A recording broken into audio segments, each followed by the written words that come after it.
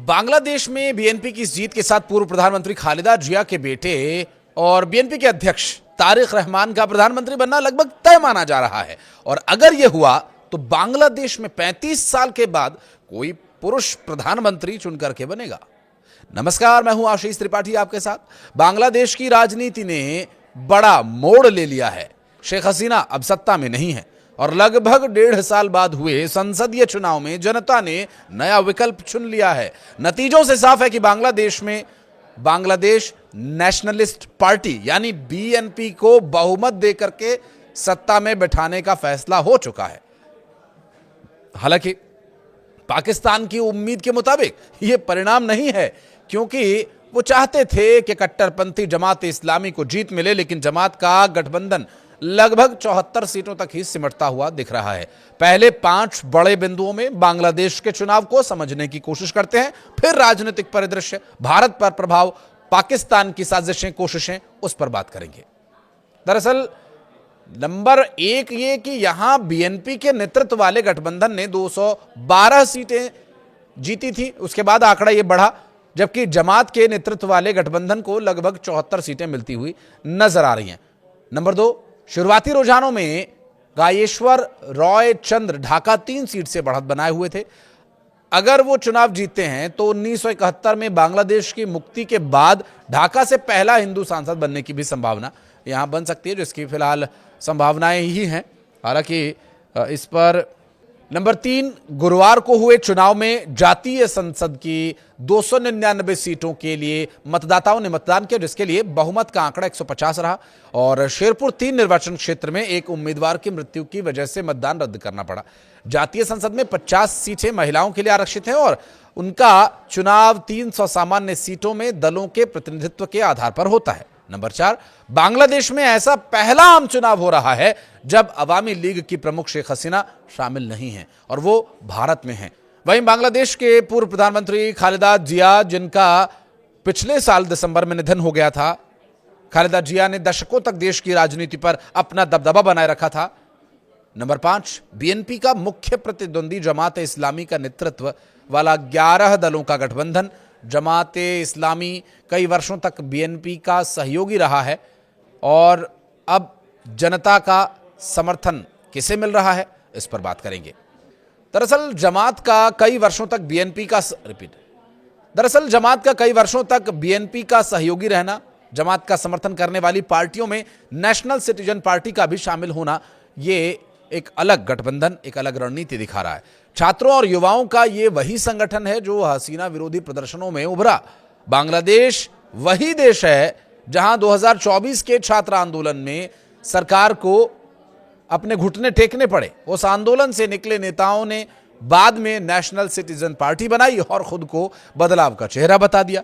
लेकिन चुनावी मैदान में वही छात्र नेतृत्व पूरी तरह से पिट गया। पार्टी के ज्यादातर उम्मीदवार हार गए और उसके प्रमुख नेता सिर्फ अपनी सीट बचाने में कामयाब रहे। माना यह जा रहा है कि तख्ता पलट के बाद चुनाव में हुई देरी ने इस आंदोलन की धार को और कुंद कर दिया। एनसीपी ने जमात इस्लामी के नेतृत्व वाले 11 दलों के गठबंधन के साथ हाथ मिलाया। इसे चुनावी रणनीति बताया गया, लेकिन यही फैसला पार्टी के लिए भारी पड़ गया। उदारवादी और सेक्युलर सोच रखने वाले मतदाता इस गठबंधन से असहज हो गए। कई युवाओं ने इसे सिद्धांतों से समझौता माना। पार्टी के भीतर भी नाराजगी बढ़ी और कुछ नेताओं ने इस्तीफा तक दे दिया। नतीजा यह हुआ कि एनसीपी लगभग पूरी तरह से हार गई। उसके प्रमुख नेता अपनी अपनी सीट बचाने में तो सफल रहे, लेकिन पार्टी को व्यापक जन समर्थन नहीं मिला। चुनाव में देरी के बीच बीएनपी के द्वारा खुद को एक मजबूत विकल्प के रूप में पेश किया गया और लोगों ने इसे स्वीकार किया। यही कारण है कि 211 से ज्यादा सीटें इसके पास आई हैं और 17 साल बाद निर्वाचन के बाद पार्टी नेता तारिक रहमान की सक्रिय वापसी ने कार्यकर्ताओं में नई ऊर्जा भर दी है। उनकी चुनावी रैलियों और संदेशों ने समर्थकों को एकजुट किया। कई सीटों पर पार्टी को सीधा फायदा भी मिला। तारिक रहमान और एक युवा चेहरे के तौर पर उभरे उन नेताओं की बात करेंगे जिसमें शेख हसीना की पार्टी अवामी लीग का चुनाव में बैन होने का फायदा भी बीएनपी को ही मिला और बीएनपी से उभरे नेताओं की आगे भी बात करेंगे। दरअसल बीएनपी और जमात दोनों ही पाकिस्तान प्रेमी हैं, लेकिन लोगों ने ये देखा कि ज्यादा कट्टरपंथी कौन है और विकल्प की कमी ने ही बीएनपी को बड़ा मौका दिया और फायदा। पूर्व प्रधानमंत्री और तारिक रहमान की मां खालिदा जिया के निधन की वजह से भी ऐसा हुआ माना जा रहा है।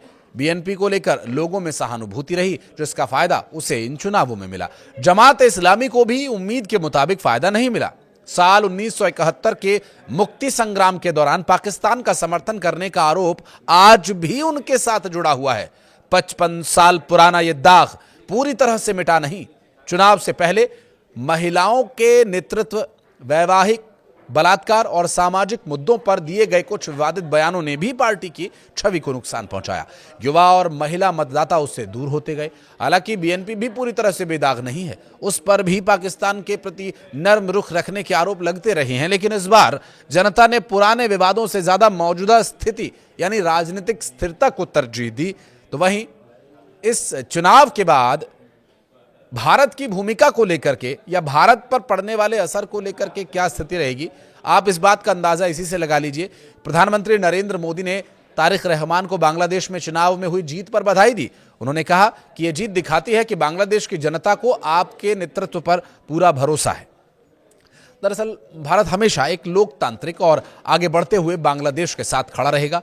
हम दोनों देशों के रिश्तों को और मजबूत करने और मिलकर के विकास के लिए काम करने के लिए तैयार हैं। बांग्लादेश चुनाव पर भारत बारीकी से नजर रख रहा था, क्योंकि बहुत सारे फैक्टर्स होते हैं और इसके बारे में हमने एक पूरा डेडिकेटेड वीडियो भी बनाया। आप हमारे इसी चैनल पर जाकर के वो वीडियो भी देख सकते हैं।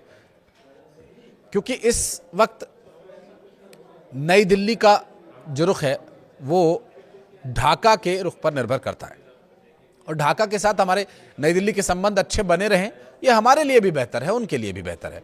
हमें एक तरफ जो अप्रत्याशित घुसपैठ या अशांति फैलाने की कोशिशें या वहाँ भारत विरोधी जो एक तरह के उन्माद फैलाने की कोशिश है, उससे लगातार हम नज़र बनाए रखेंगे। उससे हमें किस तरह से रिएक्ट करना है, किस तरह से रिस्पॉन्ड करना है, इस पर जानकारी मिलती रहेगी। तो बांग्लादेश भी अब नई सरकार बनाने जा रहा है, नए तरीके से सरकार चलेगी और सिस्टम काम करेगा। ये सभी विषय बहुत आंतरिक और बहुत बारीक विषय हैं, जिस पर कि दोनों ही देशों को सोच समझकर कदम उठाना होगा, और खास करके बांग्लादेश को। नई दिल्ली और ढाका के संबंध पर इसका असर पड़ेगा ही। भारत ने बांग्लादेश में अल्पसंख्यकों पर बढ़ते हमलों और हिंदुओं की हत्याओं को लेकर निंदा की थी, और अक्सर यहां से गाहे बगाहे ये आवाज उठती रही थी। हम उम्मीद ये करते हैं कि जो भी नया प्रधानमंत्री होगा वहां अल्पसंख्यकों के हितों की रक्षा करेगा और भारत के साथ मैत्री संबंध निभाने में अपनी भूमिका ठीक तरीके से निभाएगा, क्योंकि पाकिस्तान उसे सिर्फ दर्द दे सकता है, चुनौतियां दे सकता है, मदद नहीं। भारत ने हमेशा बांग्लादेश की मदद की है, आगे भी मदद के लिए तैयार रहेगा, बशर्ते आप मदद के पात्र अगर बने तो। इस वीडियो को यहां तक देखने के लिए बहुत धन्यवाद। कुछ कहना चाहें तो कमेंट सेक्शन में आप जरूर बताइएगा।